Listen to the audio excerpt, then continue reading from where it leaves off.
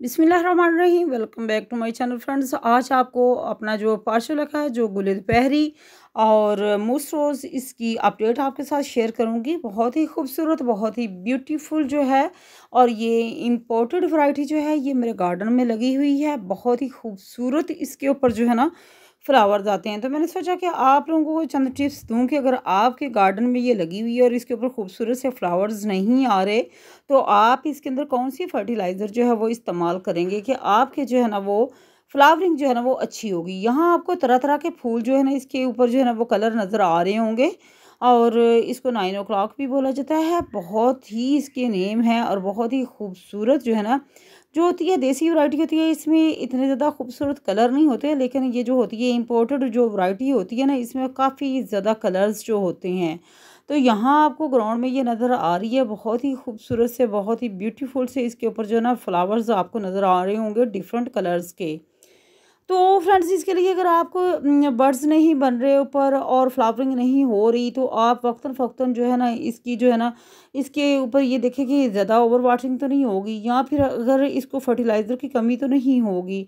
इसमें आप कॉडंग कंपोस्ट होता है, वो कॉडंग कंपोस्ट होती है, उसको भी आप कम से कम जो पुरानी होती है उसको आप पानी में भिगो के भी जो है ना वो इसमें शामिल कर सकते हैं। एक मुट्ठी को एक गिलास के अंदर शामिल कर लें, किसी भी पॉट के अंदर, किसी भी बर्तन के अंदर शामिल करके तो आप इसकी जो है ना वो लिक्विड फर्टिलाइज़र बना के जो है ना आप इसमें डाल सकते हैं। यहाँ पॉट के अंदर भी लगी हुई है, इसके ऊपर भी आपको काफ़ी ज़्यादा फ्लावरिंग जो है फ्रेंड्स नज़र आ रही होगी।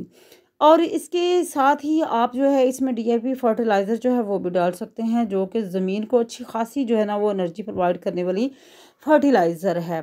तो ये मैंने सोचा कि चलें आपके साथ जो है ना अपने पार्शुला का जो है इसकी जो है ना अपडेट आपके साथ शेयर करती हूँ, और आपको बताती हूँ कि अगर आपके जो है ये 4 o'clock, सॉरी 9 o'clock जो है ऑफिस टाइम भी इसको बोला जाता है, अगर इसके ऊपर अच्छे फ्लावर नहीं आ रहे, तो क्या रीज़न हो सकती हैं।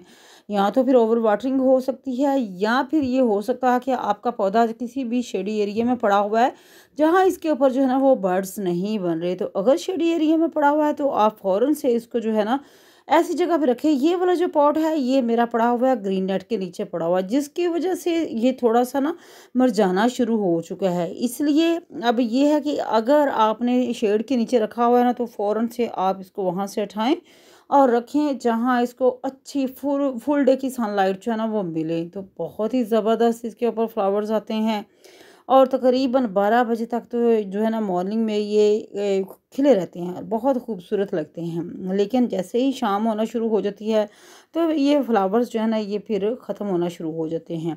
तो इसलिए ये थी आज की वीडियो छोटी सी। मैंने सोचा कि अपना जो पार्सल का है उसकी जो वीडियो है ना अपडेट जो है ना आपके साथ शेयर करूं, तो क्या रीज़न्स हो सकती हैं। या तो फिर इसको फर्टिलाइज़र की कमी हो सकती है, और वाटरिंग हो सकती है, या फिर आपने किसी ऐसी जगह का इंतखाब किया है जहाँ जो पॉट है वो शेडी एरिया में पड़ा हुआ है। तो ये वजूहात हो सकती हैं। अगर आप इन पे काम कर लेते हैं, तो आपके जो है ये गुलदाउदी जो है इसके ऊपर बहुत ज़्यादा फ्लावर्स आएंगे। तो ये थी फ्रेंड्स आज की छोटी सी वीडियो। आई हो वीडियो आपको अच्छी लगेगी। चैनल पर न्यू, चैनल को सब्सक्राइब लाइक ज़रूर करें, बेल आइकन को ज़रूर प्रेस किया करें, ताकि आने वाली न्यू वीडियो को नोटिफिकेशन आपको टाइम पे मिलता रहे। अपना ख्याल रखिएगा फ्रेंड्स, और मुझे दुआओं में याद रखिएगा। अल्लाह हाफिज़।